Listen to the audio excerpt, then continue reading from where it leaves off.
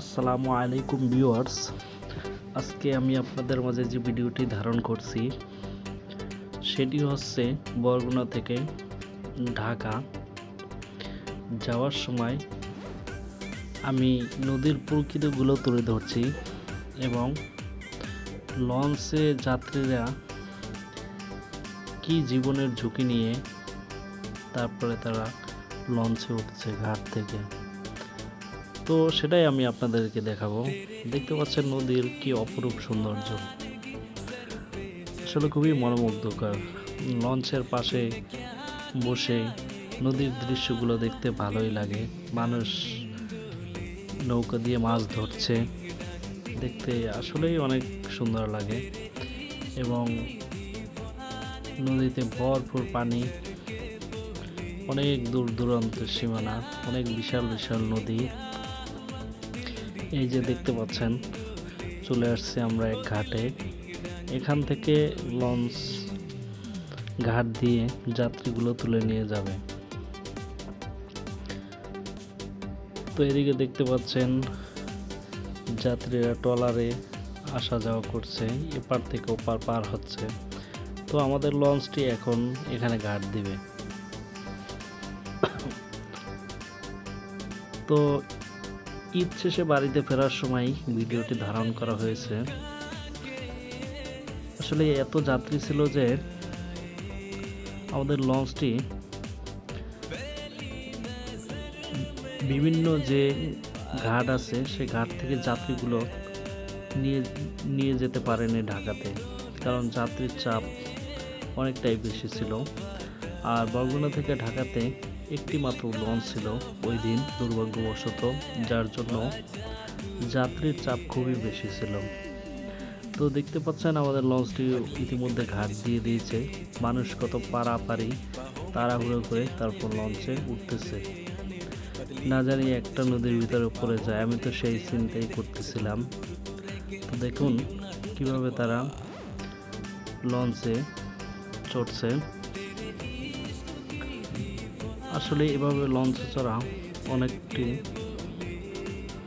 ঝুঁকি স্বরূপ আমি মনে করি। তো যাই হোক, আমাদের লঞ্চটি ওখান থেকে ঘাট দিয়ে আবার যাত্রা শুরু করলো ঢাকার উদ্দেশ্যে। তো দেখতে পাচ্ছেন মানুষ লঞ্চের পাশে বসে নদীর প্রকৃতি উপভোগ করছে, সেই সাথে আমিও উপভোগ করছিলাম। তো ইতিমধ্যে আবার দ্বিতীয় নাম্বার ঘাটে চলে আসছে, আর এই ঘাটটি হচ্ছে কাকচিড়া ঘাট। তো দেখতে পাচ্ছেন অসংখ্য যাত্রীরা লঞ্চের জন্য ওয়েট করতেছিল। লঞ্চটা ঘাট দেওয়া মাত্রই কি পরিমাণে মানুষ লঞ্চে তাড়াহুড়ো করে উঠতেছিল।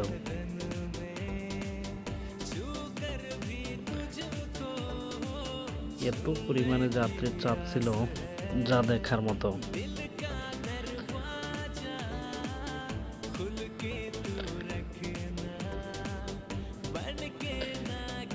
টার্মিনালের উপরে তো যাত্রী দেখা যাচ্ছে প্রচুর, তাছাড়া উপরে রাস্তাতেও প্রচুর মানুষ দেখা যাচ্ছে। তো যাত্রীর চাপ এতই ছিল যে আমাদের লঞ্চটি তাদের ক্যাপাসিটির বাইরে চলে গেছিল। তো তারপর আরও বেশ কিছু টার্মিনাল থেকে যাত্রী তারা তুলে নিয়ে। তো দেখতে পাচ্ছেন মানুষ কি তাড়াহুড়ো করে লাফিয়ে লাফিয়ে লঞ্চের উপরে উঠতেছে।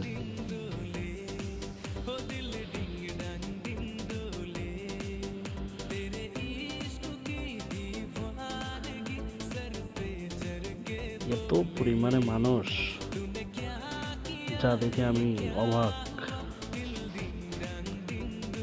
আর ঈদ বলে কথা, যাত্রীর চাপ তো একটু বেশি হবেই। এতটা চাপ যদিও হতো না, দুইটি লঞ্চের ব্যবস্থা যদি করতো তাহলে এত যাত্রীর চাপটা হতো না আশা করা যায়। তো ঈদের সময় একটি লঞ্চ দেওয়ার কারণেই যাত্রীর চাপটা অনেক অনেকটা বেশি ছিল। তো এখান থেকে অলরেডি আমাদের যাত্রা শেষ। তো আমরা এখন আবার চলতে শুরু করলাম।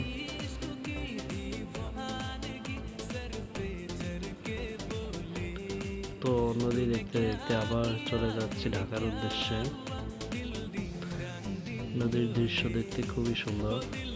পাশে লঞ্চের পাশে মানুষ দাঁড়িয়ে আছে, নদীর সৌন্দর্য উপভোগ করছে। তো দেখতে দেখতে আরো একটি ঘাটে চলে আসছি ইতিমধ্যে আমরা। তো দেখতে পাচ্ছেন কত যাত্রী। আর এই লঞ্চ ঘাটটির নাম হচ্ছে রামনাঘাট। এত পরিমাণে যাত্রী দাঁড়িয়েছে লঞ্চের জন্য অপেক্ষা করছে।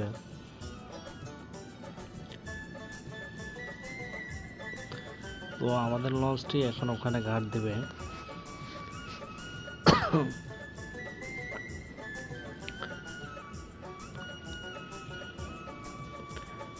তো ওখানে দেখতে পাচ্ছেন মাইকিং করে যাত্রীদের সতর্ক করা হচ্ছে যে আপনারা দূরে সরে যান, কারণ লঞ্চটা যখন ঘাট দিবে তখন যে কোনো মুহূর্তে একটা দুর্ঘটনা ঘটতে পারে, যার জন্য যাত্রীগুলোকে পিছে সরিয়ে দেওয়া হচ্ছে। তো এখনই আমাদের লঞ্চটি এখানে ঘাট দিবে। দেখতে থাকুন কি পরিমাণে যাত্রী। আসলে লঞ্চ ভ্রমণ অনেকটাই সুন্দর। তো আমি কখনো লঞ্চ ভ্রমণ করিনি, এটা ছিল আমার ফার্স্ট লঞ্চ ভ্রমণ। অর্থাৎ ঢাকা থেকে বরগুনা প্রথমবার গিয়েছি, আবার বরগুনা থেকে ঢাকা দ্বিতীয়বার আসছি। এটাই হচ্ছে আমার লঞ্চ ভ্রমণ এবং ফার্স্ট এক্সপিরিয়েন্স। তো আমাদের লঞ্চটি এখানে ঘাট দিচ্ছে, দেখতে পাচ্ছেন।